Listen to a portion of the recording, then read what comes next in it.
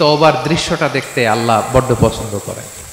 বান্দা যখন ভুল বুঝতে পারে, মাথাটা নিচু করে চোখের পানি ছেড়ে বান্দা যখন কাঁদতে শুরু করে, এই দৃশ্যটা দেখলে আল্লাহ সহ্য করতে পারে না। আল্লাহর রহমতের দরিয়ায় জোশ খেলে যায়, বান্দা যা চায় আল্লাহ তাই দিয়ে দেয়। তখন চোখের পানির এত বড় পাওয়ার, এজন্য আমরা ভুল করে যেন অটল না থাকি, আল্লাহর কাছে যেন ক্ষমা চাই, আমরা যেন ফিরে আসি তার দরবারে। তার দরবার সবসময় খোলা।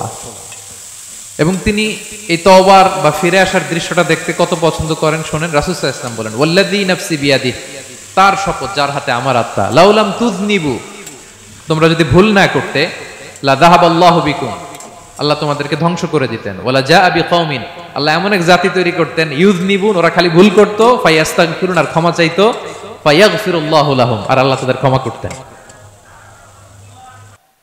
তোমরা যদি ভুল না করতে, এই বনি আদম, তোমরা যদি ভুল না করতে, তোমাদেরকে আল্লাহ তাআলা ধ্বংস করে এমন একটা গোষ্ঠী বানাইতেন যারা খালি ভুল করতো আর মাফ চাইতো, ভুল করতো আর মাফ চাইতো, আর আল্লাহ মাফ করে দিত। সুবহানাল্লাহ বললেন না?